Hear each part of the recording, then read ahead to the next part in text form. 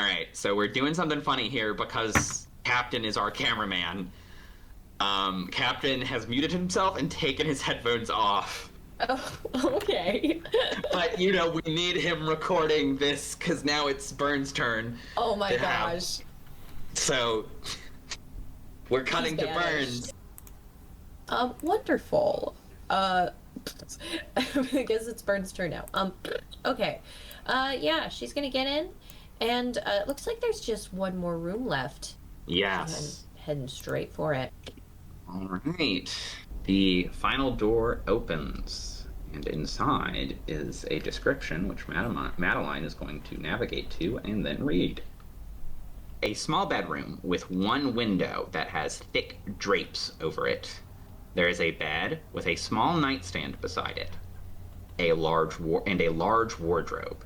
There is a small band of fairy lights clipped on the wall over the bed, which has a plush shark and a plush of a cartoon bird lying on it.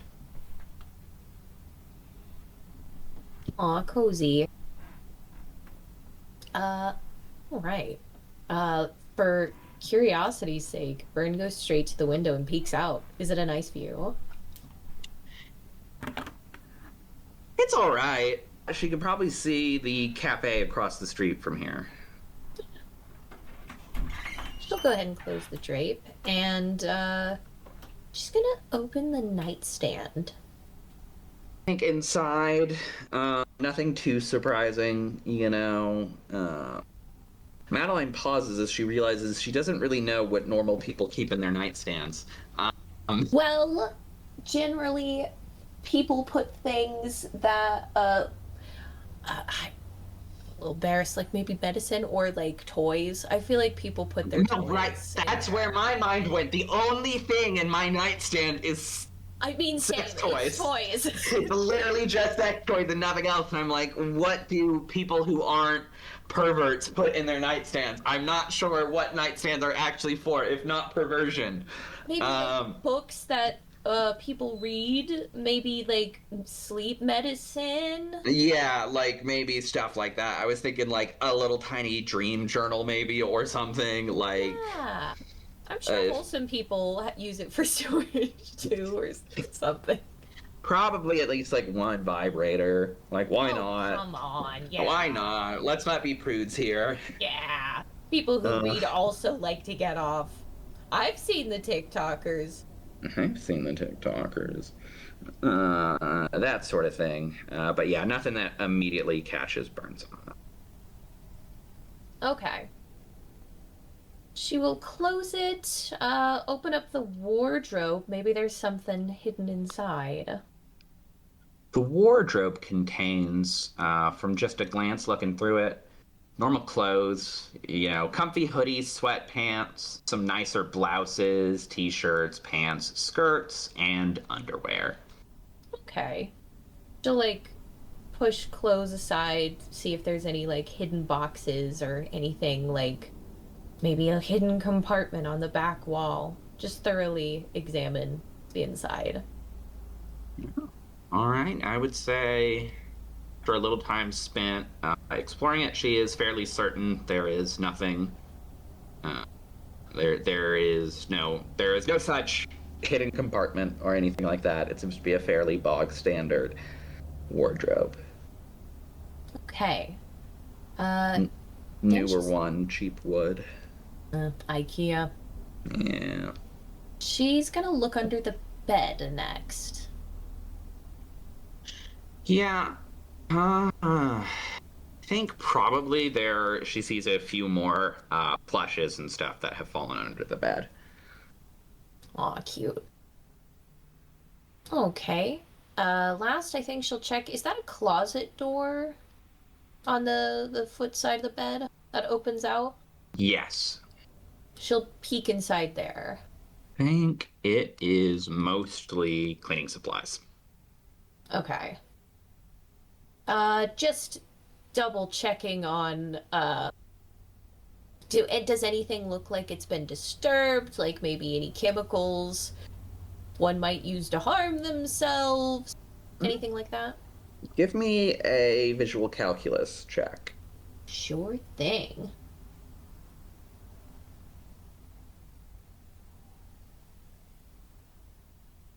Ooh, that is a 0. But that's great for points. One sec here.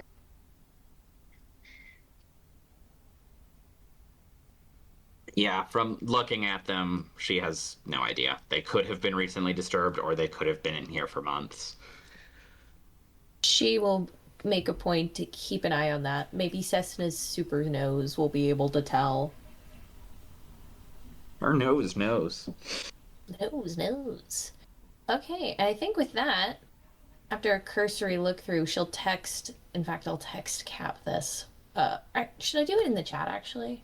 I wouldn't mind if you did it in the chat. Sure, in character. Hey everyone, Future Dame here.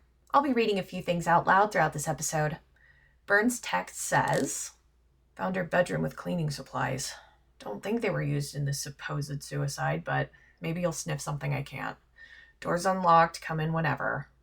Is there anything Byrne is going to do while she's waiting for a reply? Because it seems like it's taking a while. And that is an in fiction thing I have just said, is that it seems like it's taking a while for Yvette to respond. Yeah, she will go to the. Oh, sorry. First, she'll roll her eyes and she'll mutter to herself. Of course, she's gotten herself into trouble. But we'll go to the kitchen. She's gonna just kind of wander the apartment, make sure that. See if anything stands out to her that didn't last time. Here's what I'm going to do, is I'm just going to send for... hold on, I'll say Cap, don't click.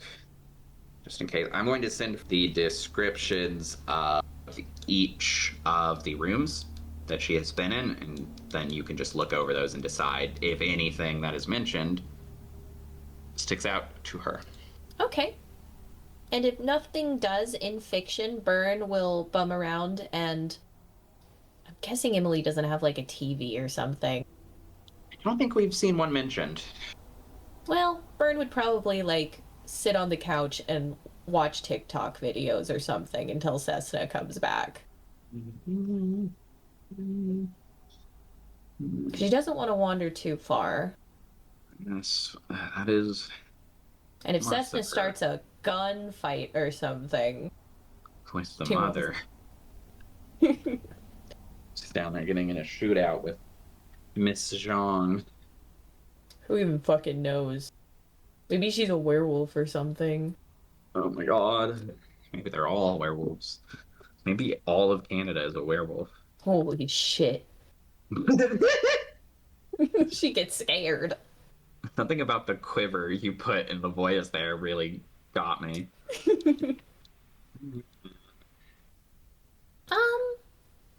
Out of curiosity, she's gonna pop open the trash can.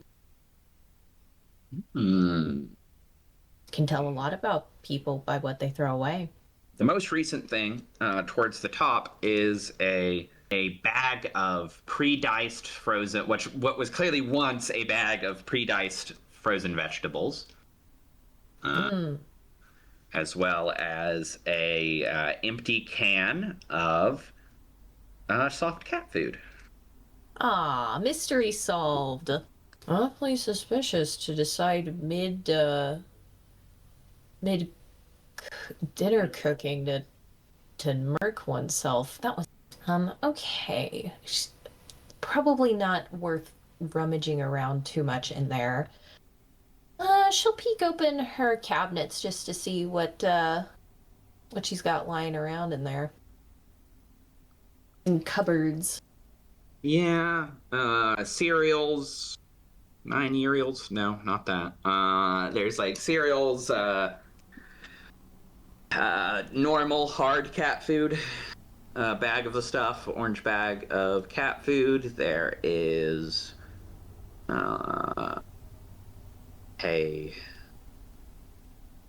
just various food supplies, stuff like that, and then eventually, obviously, pots and pans and things like that. Come again? She said, well, no rat poison. I think with that she will wander to the next room. All right. Let's see, the computer room. Who's found the computer room? Sorry, that was a Shadow the Hedgehog reference. I should have known. I'm sorry for my crimes. Wow, how on brand for you. Yeah, just a touch, huh? You remember last night when Captain was like, "You don't like Sonic, right?" Funniest fucking thing. And I know he was just confusing me with someone else because he was instantly like, "Wait, no, never mind." But I did not let it go. It was so It was fucking beautiful. Like, no, I hate Shadow the Hedgehog. That's why he's my BFB. funny. It's my profile picture. I hate Sonic. The I worst hate series it. ever. Anyways, what's she getting up to in the computer room? Let's see. I don't think there's much left to do in the computer room. I'm just doing a comb through here. Okay. She'll kind of mosey around, but nothing sticks out to her here. She'll go into the bathroom. Stomach kind of turning as she does so. Hey everyone, Future Dame again. Here's the room description. Bathroom. A small tiled bathroom without windows. It features a toilet, a sink with a mirrored cabinet over it, a washing machine, a white cabinet, and a combination bathtub and shower. Sally's body has already been moved. Next to the toilet lays a plastic mat on which a litter box is placed. Next to the bathtub on the floor stands a plastic pill bottle. On the bathtub's edge lies a loose blade for a safety razor with a bit of blood on it. Some of those things are not there anymore. I think the razor has probably been moved. And the pill bottles, now that I think about it. Yeah, didn't they take them or something like I can't remember if they actually took the razor. I think the pill bottles were moved around and fucked with, but the razor might just be back. Actually, no, wait, Yvette was very careful to put everything back where she found it. Never mind, it's all there. we should have known. How big is this bathroom? It's not the largest. It's about the same size as according to my map, which I made. So it's debatably canon, but it's about the same size as the bedroom. Not the biggest in the world, but not the smallest either by any means. Okay. Something about all this feels off to her. She kind of looks at the ceiling, maybe at the walls, trying to, a lot like in Disco Elysium, trying to see if she can't suss out a crime scene here. Like, how much room would there be to struggle? All right, that's a visual calculus roll if I have ever heard one. Absolutely. Okay, a 7. That's a partial success. I mean, a fight could happen in here. But if one did happen, she's not picking up on anything left behind, any evidence of that. However, there is just simply enough space for a struggle to happen in here. She kind of taps her fingers against her lips as she thinks. And she says, No. Something happened in the kitchen. Something stopped her. Maybe something like a great equalizer. He or she, or they maybe had a gun, maybe had a knife, and made her do whatever it was that was done. Ugh. And that's why it's so clean. She'll wander back into the entry room. Read through that one last time. The foyer, sorry. Oh yeah. It's not called that in the module. It is just called entry room / hallway. But I know the term for that. Actually, it's a foyer. It's a foyer. We should, if we are ever both players in a Eureka mystery, make our investigators twins who both talk like that. Oh my god, yes. Because I feel like we're both very good at that voice, and we sound very similar when we do it, so we should do that sometime. I think we should. Does anything catch her eye? Okay, let's see. No, she'll fiddle with the keys. Like, does it look like there's a house key, a car key? Are there any extras? Maybe a super secret storage unit with all the answers. With all the answers, that would be convenient. Wouldn't it just? I don't think so, no. Nothing out of the place. Okay. Well, with that, she's gonna get an exasperated sigh, checking her phone, no doubt seeing no response from Cessna. Oh, Just- actually, I think right now I can say response to this. At Captain Yvette checks her phone. And in the time it takes for Yvette to make her way back to the apartment, Byrne's gonna flop on the couch and doom scroll to ignore visions of the visions of horror that cross her mind. Cuts and blood and red tubs. That does sound like a fear roll, doesn't it? It could be if you want to have her make a fucking composure roll for trying to keep from freaking herself out. So she's alone in a room that, or in a place where someone died recently. I think I'm gonna say probably a comforting factor, just for the fact that like she's been here before. Yeah, and also it's just like it's her own mind essentially that is the enemy here, right? Like, so that is why the company, like, she hasn't really seen any blood that she hasn't already seen. She hasn't seen, well, I guess actually technically she hadn't seen the razor up until this point. Yeah, we could say the razor was the instigator of it. Yeah, I'd allow it. She sees a razor in use perhaps in her mind's eye, and it's ooging her out. Yeah. Comforting factor. Is that with a +1? I'm so sorry. I can double check. I think it's +2. That does sound awfully strong, doesn't it? It does. But then I know for a fact that a exacerbating factor is a -2. So okay. That's why I say I think it's a +2. Consult the scrolls. It's gonna be first chapter. Fucking composure. And status. Composure. Here we go. Okay, Tears of Fear. Yeah, it's +2. Okay. Yeah, Burns, it's blood and gore is creepy for her. So, okay. That's a 1. Oh dear. Tonight is not her night. Let's see. She tries to take her mind off of what she imagines in Sally's last moments. Her palms begin sweating. She feels her chest, her heart pounding in her chest. And she just can't sit anymore. She has to get up. She has to pace. In fact, she's like, her hands itching, like reach for her pocket where she knows her smokes are. She needs to get outside. Does this apartment have a balcony? I don't believe it does, no. In that case, breaking her word, Byrne is gonna leave the building and go outside. All right. I will take away some composure here. And she'll shoot a text to Cessna to let her know.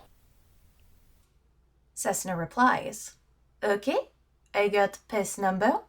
I'm listening to voicemail now." Byrne responds, "Hell yeah, sister. I got a working theory on that play-by-play. I'll be outside if you need me." And I think that is where she will be. All right. Until they meet up again. Hello? Hello. Okay. Yvette will, she's going to meet Byrne. Oh, okay. Okay. So she's going to the apartment? Hold on. Consult her text message. Yeah, I'm looking at the text. Does outside mean like... Outside the apartment. Like... In the hall or in the... If it was in the hall, Yvette would see her right now, is what I am going to say. Because Yvette has just exited the Karen's apartment. Okay, so, like... I'm confused as to why Byrne went outside the building. I'm sure Yvette is as well. Yeah, I guess so. We'll have to go outside to see. Yeah, Yvette is going to expect to see her in the hallway, and then go into the apartment and look around a bit and not see her, I guess. And then wander outside. Or wander towards outside until she sees Byrne. Yes, I think she would find her out on the porch. Yeah. On the porch? Of, like, the apartment building. Okay. She would be sitting, like, on the steps leading up into the building, and she is about halfway done with a cigarette. A couple buds are scattered about her. They look recently made. Yeah. Well, Yvette approaches her silently. Byrne stares off ahead of her, eyes half-lidded and glazed, hands shaking. Ben. What the fuck, dude? God damn it, you can't be sneaking up on me like that. Well, it's obvious that she can. I didn't mean to scare you. Fuck, right. Sorry, I didn't mean to bite your head off there. Fuck. Look, it's fucking lame, but I was getting a little... being in there, it's like bad vibes or something. Being in that bathroom. I couldn't help but, walking around the house, I'm trying to, come up with scenarios, like the play-by-play. And I do. What did you find? Well, I can't help but feel like whatever happened began in the kitchen. She was in the middle of cooking. There's food burned to a crisp at the bottom. She was interrupted. And something tells me it wasn't by an urge to kill herself. Maybe someone came in. Maybe someone with a gun. The place is too clean. Either they cleaned up after themselves, or she felt like she had no choice. Okay. It's an idea, at least. Let's go back in. I want to see. Sure. Byrne will will take one last long drag before putting out her cigarette and going back inside.